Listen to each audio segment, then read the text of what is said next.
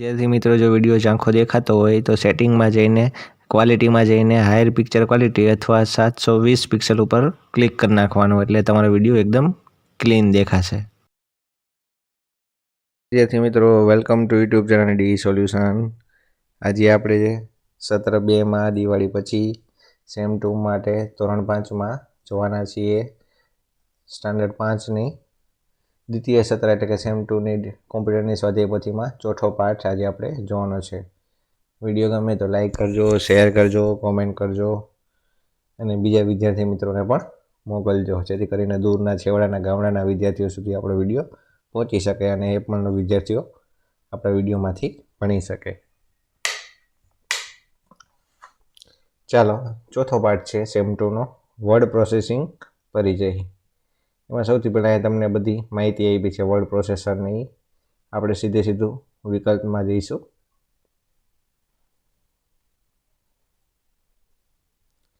चालो पहलो प्रश्न है योग्य विकल्प पसंद करीने जवाब आपो।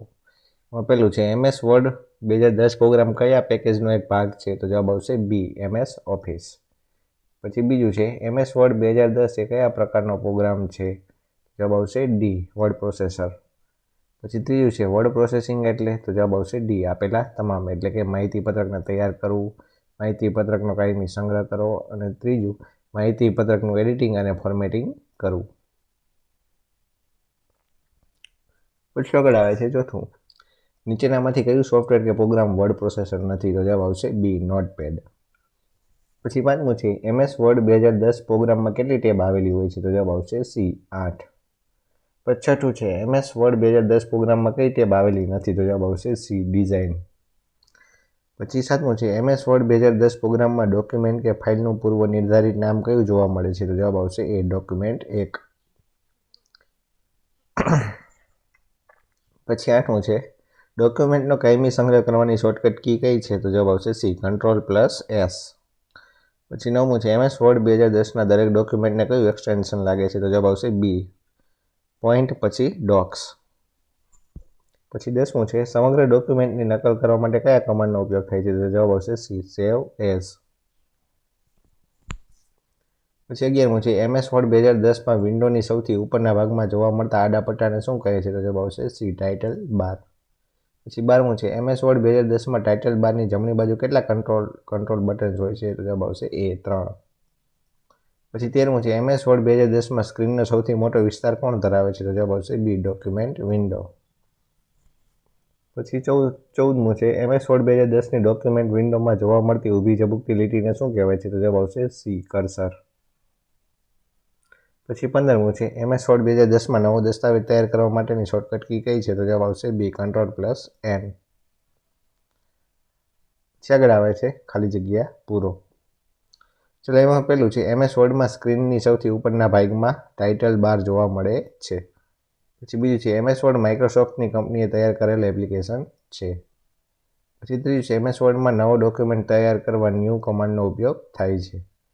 पछी चौथुं छे एमएस वर्ड में डॉक्यूमेंटनो कायमी संग्रह करवा सेव कमांडनो उपयोग थाय छे।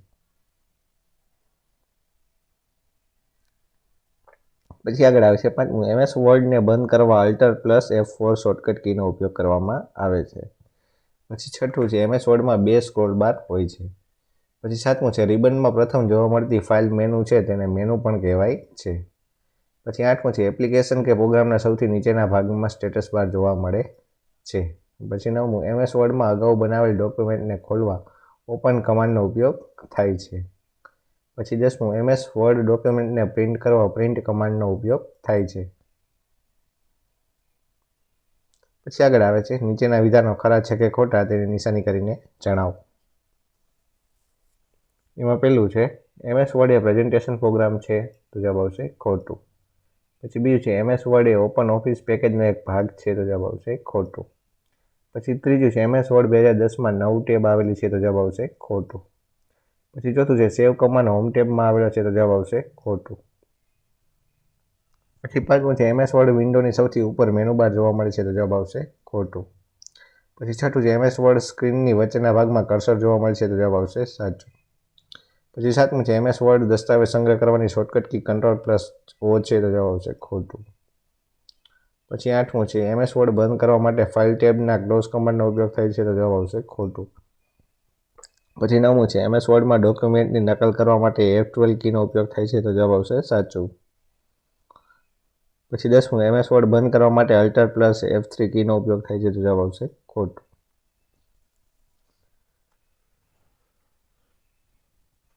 પછી આગળ આવે છે જોડકા જોડો. ચાલો એમાં અમાં બધા કમાન્ડ આપ્યા છે અને કમાન્ડ માટે એમાં બની શોર્ટકટ કી સાથે તમારે જોડવાના છે. તો કમાન્ડ માટે કઈ શોર્ટકટ કી વપરાય એ જોવાની છે. તો ચાલો પેલું છે ન્યૂ, તો જવાબ આવશે D, Ctrl+N. પછી બીજું છે ઓપન, તો જવાબ આવશે C, Ctrl+O. પછી ત્રીજું છે સેવ, તો જવાબ આવશે E, Ctrl+S. પછી ચોથું છે પ્રિન્ટ, તો જવાબ આવશે B, Ctrl+P. પછી પાંચમું છે સેવ એઝ, તો જવાબ આવશે F12. પછી છઠ્ઠું છે એક્ઝિટ એટલે કે એક, Alt+F4. પછી આગળ આવે છે નીચેના પ્રશ્નોના ટૂંકમાં જવાબ આપો. એમાં પેલું છે વર્ડ પ્રોસેસિંગ એટલે શું? તો કે કોઈ પણ પત્ર એટલે કે લેટર, દસ્તાવેજ એટલે કે ડોક્યુમેન્ટ જેવી માહિતી પત્રકને તૈયાર કરવા, તેનું એડિટિંગ અને ફોર્મેટિંગ કરવું એટલે કે વર્ડ પ્રોસેસિંગ. પછી બીજો પ્રશ્ન છે MS વર્ડમાં રહેલી કોઈ પણ બે ફેસિલિટીઝ જણાવો. પેલું છે નવું ડોક્યુમેન્ટ બનાવી શકાય અને બીજું ડોક્યુમેન્ટમાંથી કોઈ શબ્દ શોધી શકાય છે. પછી ત્રીજું છે MS વર્ડ 2010 શરૂ કરવાની રીત જણાવો. તો કે સ્ટાર્ટ આઇકન પર ક્લિક કરી માઇક્રોસોફ્ટ ઓફિસ પર ક્લિક કરી માઇક્રોસોફ્ટ વર્ડ 2010 પર ક્લિક કરો.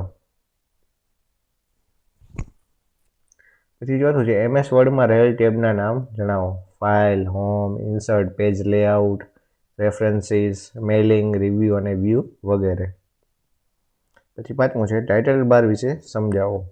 તો કે MS વર્ડમાં સ્ક્રીનની સૌથી ઉપરના ભાગમાં એક હોરિઝોન્ટલ બાર જોવા મળે છે, જે ટાઇટલ બાર તરીકે ઓળખાય છે. પછી છઠ્ઠું છે ક્વિક એક્સેસ ટૂલબારમાં કઈ માહિતી જોવા મળે છે. તો કે ક્વિક એક્સેસ ટૂલબારમાં ઓપન, સેવ, અન્ડુ, રીડુ વગેરે કમાન્ડ આવેલા છે. પછી સાતમું છે સ્ટેટસ બારમાં કઈ માહિતી જોવા મળે છે. તો કે સ્ટેટસ બારની ડાબી બાજુ પેજ નંબર તથા વર્ડ કાઉન્ટ અને જમણી બાજુ પેજ લેઆઉટ, વ્યૂ તથા ઝૂમ સ્લાઇડર જોવા મળે છે. પછી આઠમું છે સેવ કમાન્ડનો ઉપયોગ જણાવો. તો કે સેવ કમાન્ડની મદદથી કરંટ ડોક્યુમેન્ટનો કાયમી સંગ્રહ કરી શકાય છે. પછી નવમું છે ઓપન કમાન્ડનો ઉપયોગ જણાવો. તો કે આ કમાન્ડની મદદથી અગાઉ સંગ્રહ કરેલ ડોક્યુમેન્ટને ખોલી શકાય છે. પછી 10મું પ્રિન્ટ કમાન્ડનો ઉપયોગ જણાવો. તો કે આ કમાન્ડની મદદથી ડોક્યુમેન્ટની પ્રિન્ટ કરી શકાય છે.